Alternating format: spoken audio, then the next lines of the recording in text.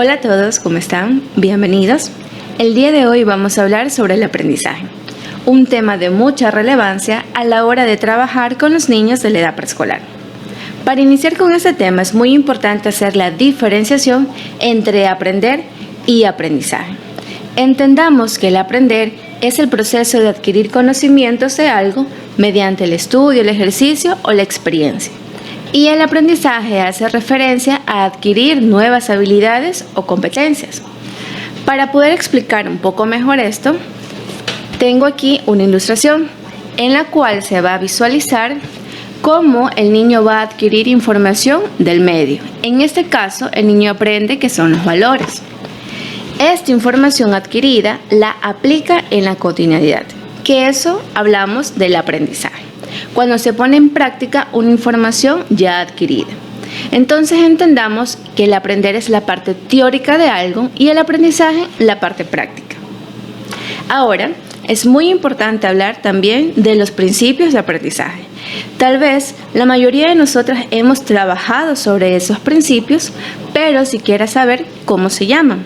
El primer principio hace referencia a la disposición, en la cual nos manifiesta que debemos estar preparados tanto físico, emocional como mentalmente para poder aprender. En este caso, los niños deben estar bien descansados, bien alimentados y que no exista ningún tipo de conflictos a su alrededor. Porque si el niño no descansa correctamente o tiene dificultades familiares, como en este caso, esté pasando por la separación de sus padres, no va a tener un aprendizaje óptimo. Por otro lado, podemos mencionar al principio de ejercicio, que hace referencia a la repetición de una información mediante diferentes actividades. Por ejemplo, si hablamos de las vocales, los niños van a aprender las vocales, pero mediante la repetición. Podemos utilizar como este tipo de material en Phonics para hablar de las vocales. Podemos hacer uso de canciones, de cuentos, dramatizaciones, haciendo otras actividades, como en este caso utilizar las vocales en alto relieve, donde el niño pueda palpar la textura con la que está realizada las vocales.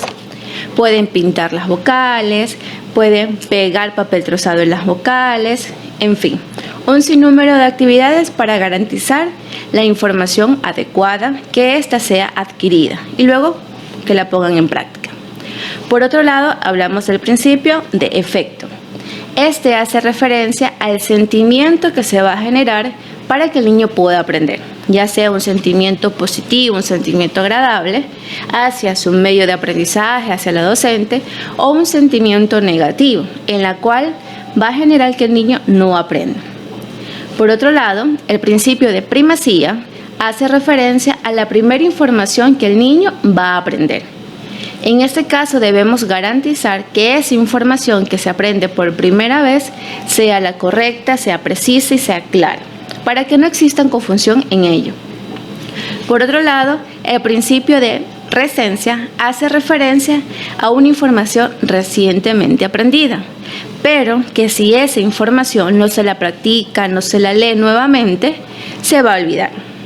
El principio de intensidad hace referencia a que nosotros tenemos que enseñar con ejemplos o con experiencias que el niño las pueda vivenciar.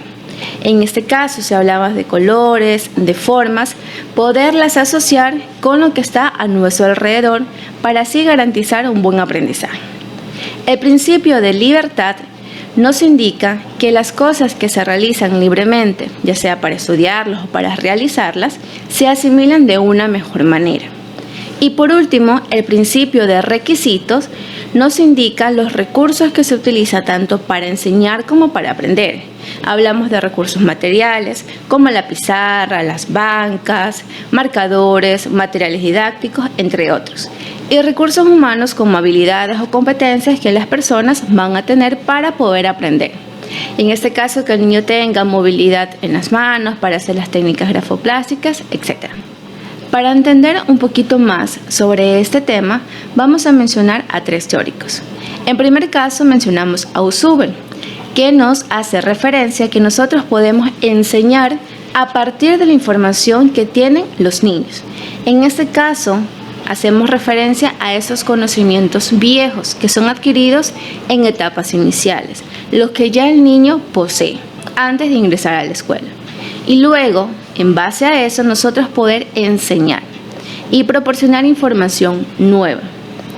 Entonces, esta información o este conocimiento viejo con lo nuevo se complementa para garantizar el aprendizaje significativo. Por otro lado, Vygotsky hace referencia a la interacción social, que es muy importante para el desarrollo cognitivo del ser humano. También nos manifiesta 2 puntos dentro de su teoría. Al mayor conocedor, que hace referencia a cualquier individuo que posee una habilidad mayor y que ésta sea transmitida al niño, al ser más pequeño. En este caso podemos hacer mención al padre de familia, algún docente que esté a cargo del cuidado del niño, ya sea en casa o en la escuela. Por otro lado, la zona de desarrollo próximo nos indica que es una gama de habilidades que una persona posee, en este caso el niño, pero que necesita de la asistencia de un adulto para poder perfeccionar esas habilidades y posterior a ello, en un futuro, poderlas realizar sin ningún tipo de complicaciones. Por otro lado, podemos mencionar a Piaget, quien nos indica que nosotros vamos transformando nuestra forma de pensar desde la niñez hasta la adultez. La primera etapa hace referencia al pensamiento sensoromotor, que nos indica que nosotros podemos entender lo que está a nuestro alrededor mediante nuestros sentidos. Como segunda etapa tenemos el pensamiento preoperacional, en donde la interacción que tiene la persona con su entorno es mucho más compleja, donde se utilizan imágenes, palabras para poder entender lo que está a nuestro alrededor.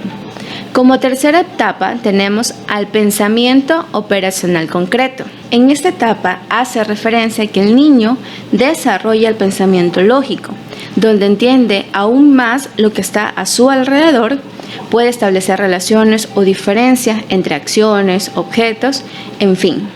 Y por último mencionamos al pensamiento operacional formal, donde ya se desarrolla el razonamiento abstracto, donde el niño puede tener una idea de algo sin la necesidad de estar al frente de ello. A partir de lo antes mencionado, podemos manifestar que la psicología del aprendizaje se ocupa del estudio de los procesos que producen cambios en el comportamiento del individuo. Por eso es importante, como educadora infantil, tener en cuenta los intereses, la motivación, lo que ya sabe el estudiante para trabajar sobre eso una nueva enseñanza y que ellos aprendan una nueva información. Y para finalizar con este video, es muy importante mencionar las etapas del aprendizaje, donde pasamos a ser unos inexpertos en alguna habilidad a ser unos expertos. En la primera etapa hace referencia a la incompetencia inconsciente. Quiere decir que desconozco que no sabía algo. Por ejemplo, los bebés desconocen que necesitan hablar para comunicarse. Simplemente lo hacen mediante sonidos o el llanto. La segunda etapa hace referencia a la incompetencia consciente, cuando yo ya soy consciente de que tengo una falencia en tal habilidad o en tal conocimiento, por lo cual aplicamos diferentes estrategias para poderlo perfeccionar y poderlos mejorar. Como tercera etapa tenemos a la competencia consciente, donde ya estamos conscientes de lo que sabemos. Por ejemplo, estoy consciente de que sé inglés, que sé matemática, que sé trabajar manualidades, en fin. Y por último mencionamos a la competencia inconsciente, cuando ustedes desconocían que eran unos expertos en una habilidad o un tema. Muchas veces suele pasar que ustedes ejecutan una actividad y las demás personas le dicen, wow, eres un experto en esto. Y ustedes se quedan admirados porque ni siquiera sabían que lo podían realizar. Entonces de eso hace referencia la última etapa. Espero que les haya gustado este video. El próximo tema a trabajar es sobre el desarrollo del ser humano. No se lo pierdan.